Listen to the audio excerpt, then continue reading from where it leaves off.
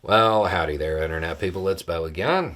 So, today we are going to talk about Putin and Russia and Africa and the future international situation because we are starting to see signs that Putin is losing things beyond Europe, that the situation is starting to turn outside of Europe.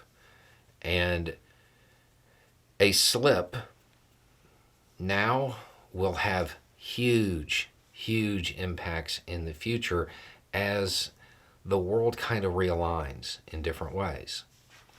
We often talk about how a war isn't actually about the fighting on the ground. War is continuation of politics by other means. We've talked about how one of Putin's goals was to deter countries close to its borders from joining NATO.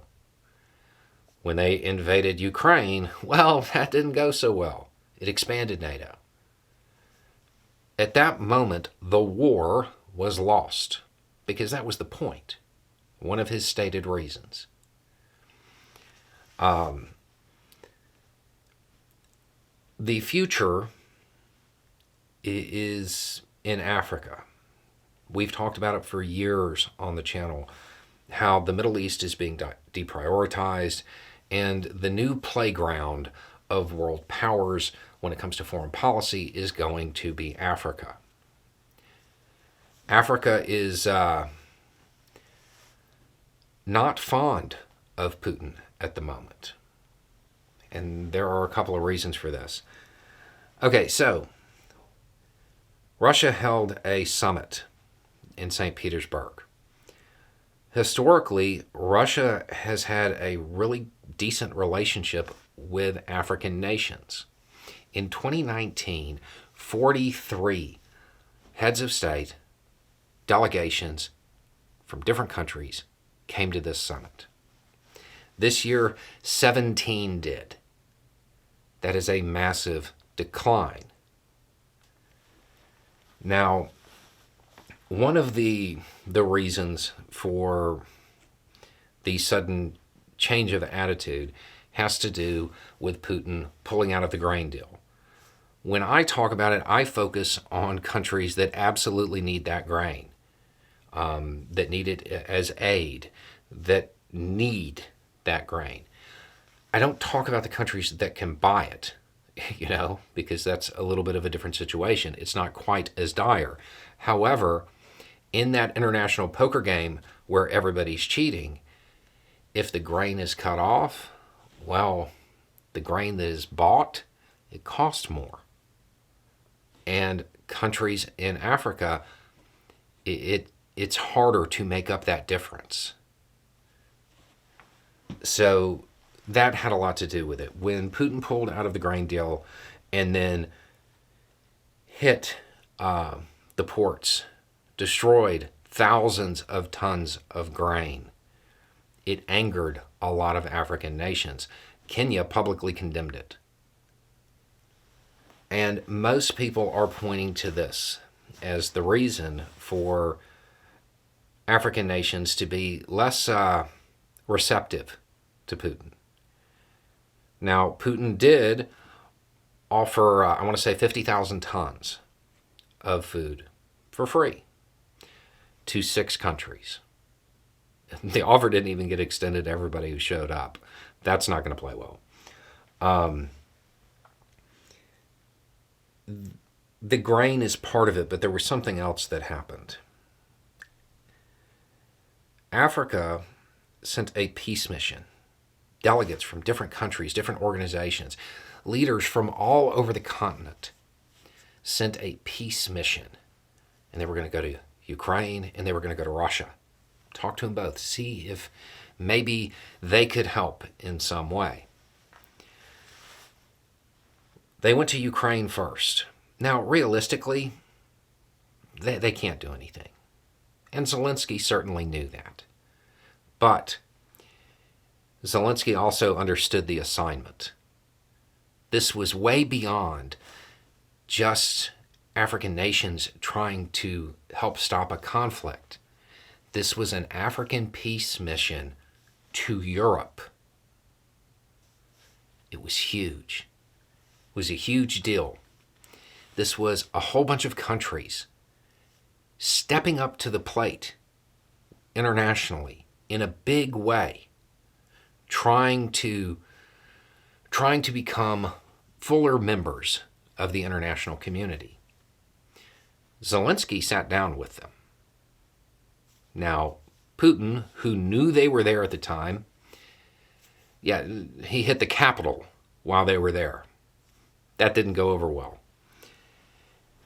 If you look at the photos, I mean, the attitudes that are apparent in the photos show Zelensky and the delegates getting along. It looks like they're holding hands, skipping as they're coming out of some of these meetings. After that, they went to Russia, where Putin was just like, yeah, the war's going to go on, and dismissed them. It was an insult, and they've said as much. Said they felt disrespected, treated with disdain. That has a lot to do with it. That is definitely going to cool attitudes towards Russia. You know, a lot of African nations, with a very good reason, do not trust the United States and do not trust a whole lot of Europe. Ukraine doesn't really have that reputation. So these are countries that Russia desperately needs on its side, which is, I mean, entertaining given the fact that Putin just dismissed them. The consensus that is built in the international community. Sure, there are world powers, but all of these countries that most people never think about, when they line up on one side or the other, it matters, especially if they do it in bulk, especially if they do something that is very apparent, such as not showing up for a summit, one that they used to attend. Traditionally and smartly, most African countries don't try to inject themselves into world powers playing their little Masters of the Universe games, because they understand the implications of it down the road for them. Putin should probably understand that there are going to be African nations that are going to be as powerful as a lot of regional players in the Middle East soon. He needs them. Russia needs them, and he's pushing them away voluntarily through just diplomatic slights and, through the grain deal, pulling out of that and destroying grain.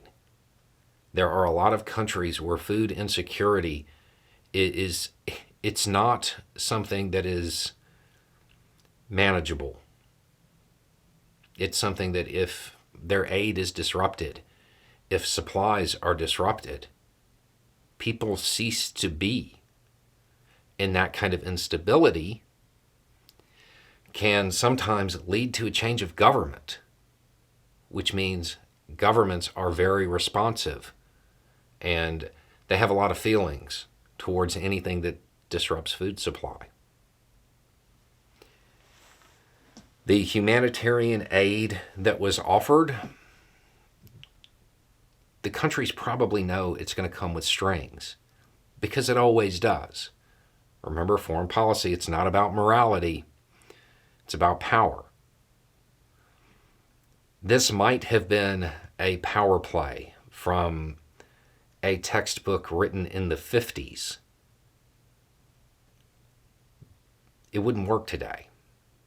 There is the chance that Putin intentionally disrupted the grain deal, damaged the food, destroyed the food in Ukraine, so he could make this offer in an attempt to get them on his side. They'll see through it.